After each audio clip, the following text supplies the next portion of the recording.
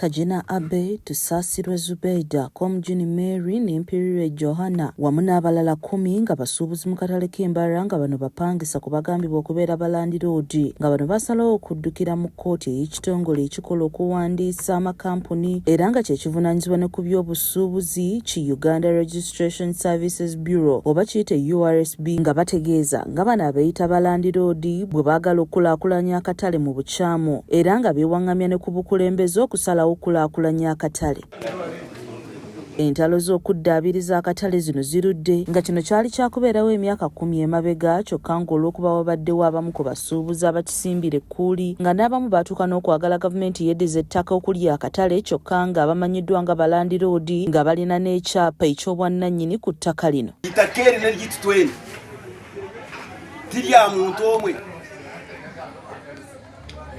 wakiriwo itaka eri nery'abantu boona abamakanisi Landlord Association. Kati abasuubuzi basalawo okugenda mu kkooti ne batwalayo omusango nga bagamba nti Thomas Mukundane ne banne abakulembera Mbarara Market Landlord Association beewaŋŋamya nga n'olwekyo kulaakulanya akatale tebagenda kikola mu bulambulukufu wabula olunaku olwaleero omulamuzi asaze eggoye era n'ategeeza nti abakulu bano abasalawo okukulaakulanya akatale bakkirizibwa okukulaakulanya kubanga buli kimu kiraga nti be balandiroodi b'akatale kano. Looya okuva mu Bangaruye Advocate and Company yasomye ensala y'omusango guno mu kwerinda okw'amaanyi kuba abasuubuzi babadde beesomye nga bwe bagenda okwekalakasa omu n'okulemesa okusomera abasuubuzi ensala y'omusango. Abakulembeze ne bannannyini midaala bo baasalawo okufuna kampuni eyalekkiriza okuzimba akatale kano kubanga tekakyasaana kubeera mu kibuga Mbarara olw'endabika gye kalimu nga n'ebimu ku bizimbe okuli n'emidaala gyonna gikaddiye nga n'ekirala kalimu omujjuzo nga n'enzimba gye kaazimbibwa teyali ku mutindo nga kino kye kyawaliriza balandiroodi osalawo kazimbibwe. Authorizing the company to proceed with data update with only a section of few members that had presented their national identification documents. That was the first resolution. Kati ssentebe w'ekibiina ekibagatta ategeerekeseeko erya Mukundane yategeezezza nti bo okusalawo okuzimba akatale ak'omulembe kyali kya bulungi bwa buli omu kubanga ekibuga kikyuse nnyo okusinziira bwe kyali nga n'ensonga eyo n'ebimu birina okukyuka. N'abantu bonna baragarike kwija Pulezidenti Museveni akayabagambire tokwikirizibwa n'akace konka kwerekereza n'akakuba omumisho gw'omuntu tokwikirizibwa kurekyera ibaare.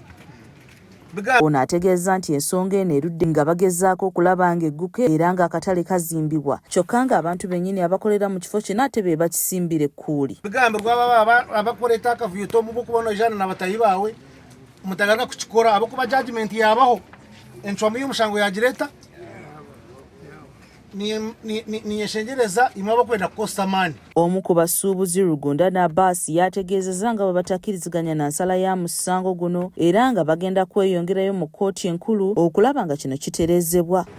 Tukatwalayo abatayi bitu abakwenda kutukumpaganya kutuyeho mwanya gwitu kandi egi judgment negira twena tukagwa withdraw nibenda biyemu ensobi ezabire zirumu konke egi leadership eriwo titukujena twenda kulonda endiisho.